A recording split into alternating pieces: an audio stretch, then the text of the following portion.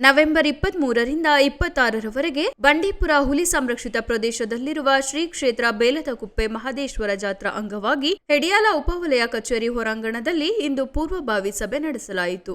ಸಭೆಯಲ್ಲಿ ಶಾಸಕರಾದ ಅನಿಲ್ ಚಿಕ್ಕಮಾದು ಮಾತನಾಡಿ, ಶ್ರೀ ಕ್ಷೇತ್ರ ಬೇಲದಕುಪ್ಪೆ ಮಹದೇಶ್ವರ ಸ್ವಾಮಿ ಜಾತ್ರೆ ನವೆಂಬರ್ 23ರಿಂದ 26ರವರೆಗೆ ನಡೆಯಲಿದ್ದು, ಧಾರ್ಮಿಕ ಸಂಪ್ರದಾಯದಂತೆ ಭಕ್ತಾದಿಗಳಿಗೆ ಯಾವುದೇ ತೊಂದರೆಯಾಗದಂತೆ ಜೊತೆಗೆ ಮೂಲ ಸೌಲಭ್ಯ ಕಲ್ಪಿಸುವಂತೆ ಇದಕ್ಕೆ ಸಾರ್ವಜನಿಕರು ಅಧಿಕಾರಿಗಳು ಸಹಕಾರ ನೀಡಬೇಕು ಎಂದು ಹೇಳಿದರು. ತಹಸೀಲ್ದಾರ್ ಮೋಹನ್ ಕುಮಾರಿ ಮಾತನಾಡಿ, ಜನರು ಅರಣ್ಯ ರಕ್ಷಣೆಯೊಂದಿಗೆ ಇಲಾಖೆಯ ಕಾನೂನುಗಳನ್ನು ಗೌರವಿಸಬೇಕಾಗಿದೆ. ಅದೇ ರೀತಿ ಅರಣ್ಯ ಇಲಾಖೆಯ ಅಧಿಕಾರಿಗಳು ಸಾಮಾನ್ಯ ಜನರ ಭಾವನೆಗಳಿಗೆ ಧಕ್ಕೆ ತರಬಾರದು ಎಂದು ಹೇಳಿದರು. ಸಭೆಯಲ್ಲಿ ಜನಪ್ರತಿನಿಧಿಗಳು, ಮುಖಂಡರು ತಮ್ಮ ಅಭಿಪ್ರಾಯಗಳನ್ನು ತಿಳಿಸಿದರು. ಕಾರ್ಯಕ್ರಮದಲ್ಲಿ ತಹಸೀಲ್ದಾರ್ Mohan Kumari, taluk panchayat EO Prem Kumar, ACF Satish, CPI Lakshmikant, ಧಾರ್ಮಿಕ ದತ್ತಿ ಇಲಾಖೆಯ ಇಒಗಳು ಸೇರಿದಂತೆ ಇನ್ನಿತರರು ಹಾಜರಿದ್ದರು. ಪ್ರಸಾದ ಕೊಡೋದಿರ್ಬೋದು, ಕುಡಿಯೋ ನೀರು ವ್ಯವಸ್ಥೆ ಇರ್ಬೋದು, ಸ್ವಚ್ಛತೆ ಇರ್ಬೋದು, ಮುಗಿದ ತಕ್ಷಣ ದೇವರಿಗೆ ಕೈ ಮುಗಿದ್ಬಿಟ್ಟು ನಾವೆಲ್ಲ ಒಂದು ಆಟ ಆಗ್ತಕ್ಕಂಥ ವ್ಯವಸ್ಥೆನ ಮಾಡಿ 2 ದಿನಗಳ ಕಾಲ ನಾನೇ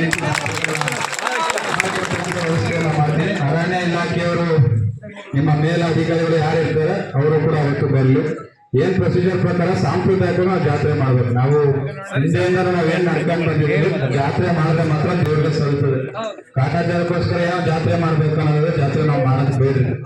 ಯಾಕಂದ್ರೆ ಇವತ್ತು ಮಲೆ ಮಹದೇಶ್ವರ ಬೆಟ್ಟ ಇರ್ಬೋದು, ಕೊಂಗಳಿ ಬೆಟ್ಟ ಇರ್ಬೋದು, ನಮ್ಮ BRS ಬೆಟ್ಟ ಇರ್ಬೋದು, ಗೋಪಾಲಸ್ವಾಮಿ ಬೆಟ್ಟ ಇರ್ಬೋದು, ಇವೆಲ್ಲವನ್ನು ಕೂಡ ಕಾಡಲ್ಲಿ ಇರ್ತಕ್ಕಂಥ ದೇವಸ್ಥಾನದಲ್ಲಿ ಇರೋದು. ಅಲ್ಲೇ ಅಷ್ಟು ಅಚ್ಚುಕಟ್ಟಾಗಿ ನಾವು ದೇವರುಗಳನ್ನ ಮಾಡಿದಂತ ಸಂದರ್ಭದಲ್ಲಿ ನಮ್ಮ ತಾಲೂಕಿಗೆ ಯಾವ ಒಬ್ಬ ಅಧಿಕಾರಿಗಳು ಬಂದು ಅದನ್ನ ತಡೆ ಮಾಡ್ತಕ್ಕಂಥ ಕೆಲಸ ಆಗದ್ ಬೇಡಿ. ಸಾಂಪ್ರದಾಯಿಕವಾಗಿ ಹಿಂದೆಯಿಂದ ಬಹಳ ಜೋರಾಗಿ ಮಾಡ್ತಿದ್ರು. ಈಗ ನೀವು ಹೇಳ್ದಂಗೆ 700 ದೇವ್ರುಗಳನ್ನ ತಗೊಂಡ್ಬರ್ತೀನಿ ಅಂತ ಹೇಳಿದ್ರಿ. ಒಂದೊಂದು ಊರಿಗೆ ನಾವು 20 ಜನಕ್ಕೆ ಪಾಸ್ಕೊಂಡ ಕೊಡ್ತೀವಿ. 20-25 ಜನಕ್ಕೆ ಪಾಸ್ಕೊಂಡ ಒಂದೊಂದು ಇಶ್ಯೂ ಮಾಡ್ತೀವಿ.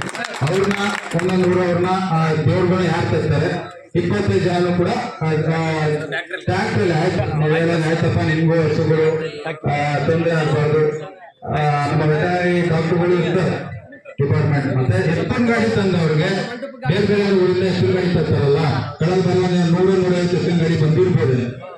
ನಮ್ಮ ಉಳ್ಳಳ್ಳಿ ಈ ಭಾಗದಿಂದ ಎತ್ತಿನ ಗಾಡಿಗಳು ತರ್ತಾರೆ.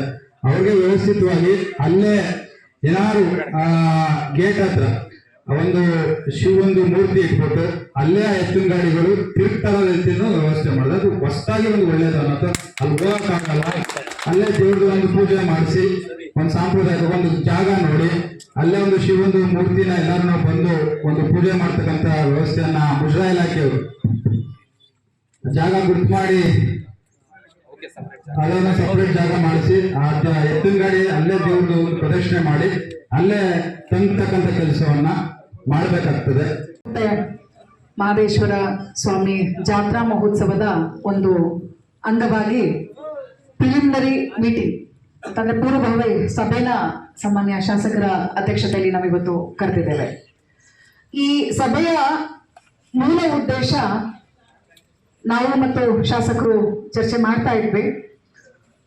ಈ ಹಿಂದೆ ಏನಾಗಿದೆ ಆ ಒಂದು ವಿಷಯನ ಇಲ್ಲಿ ಪ್ರಸ್ತಾಪ ಮಾಡಿ ಮುಂದಿನ ದಿನ ಬೆಳಗ್ಗೆ ನಾವು ಮತ್ತು ಎಸಿಎಫ್ ಅವರು ಚರ್ಚೆ ಮಾಡ್ತಾ ಇದ್ವಿ.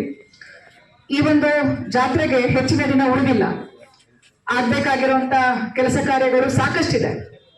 ಇವತ್ತಿನ ಈ ಒಂದು ಏನು ನಮಗೆ ತಮ್ಮ ಒಂದು ಬಿಡುವಿನ ಬಹಳ ಒಂದು ಶಾಸಕರದ ಒಂದು ತಮ್ಮ ಒಂದು ಶೆಡ್ಯೂಲ್ ನೀವು ಗಮನಿಸಿದ್ರೆ ಸಾಕಷ್ಟು ಬ್ಯುಸಿ ಇರುವಂತ ಅವರು ನಮ್ಗೆ ಇವತ್ತು ಈ ಎಂಟೈರ್ ಒಂದು 2-3 ಗಂಟೆ ಕೊಟ್ಟಿರೋದೇ ನಮ್ಮ ಒಂದು ಲಕ್ ಅಂತ ಹೇಳ್ಬೋದು.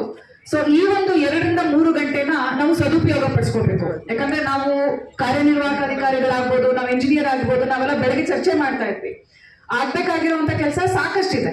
ಸೊ ಈ ಒಂದು ಬಹಳ ಒಂದು ಉತ್ತಮವಾದಂತ ಟೈಮನ್ನ ನಾವು ಈ 10 ದಿನಗಳು ಏನಿದೆ ಅದನ್ನ ನಾವು ಏನ್ ಪೂರಕವಾಗಿ ನಾವು ಇದಾದ್ಮೇಲೆ ಈ ಸಭೆ ಆದ್ಮೇಲೆ ಊರಿನ ಜನರು ಮತ್ತು ನಾವೇನು ಅಫಿಷಿಯಲ್ಸ್ ಇದೀವಿ ನಾವೆಲ್ಲರೂ ಹೋಗಿ ಒಂದು ರೌಂಡ್ ಹಾಕಿ ಬರೋಣ ಅಂತ ನಾವು ಅನ್ಕೊಂತಾ ಇದ್ವಿ. ಆಕ್ಚುಲಿ ಅಂದ್ರೆ ಏನೇನ್ ಆಗ್ಬೇಕಾಗಿದೆ ಮತ್ತು ಏನೇನು ನಾವು ಮಾಡ್ಕೊಳ್ಬೇಕಾಗಿದೆ ಅಂತ. ಸೊ ಸಾಕಷ್ಟು ಬೇಡಿಕೆಗಳಿದೆ. ಅಂಡ್ ಈ ಹಿಂದೆ ಏನಾಗಿದೆ ಅಂತ ಲೆಕ್ಕಪತ್ರಗಳನ್ನ ಕೂಡ ತಾವು ಸಾಕಷ್ಟು ಅಬ್ಜೆಕ್ಷನ್ ಮಾಡ್ತಾ ಇದ್ದೀರಾ.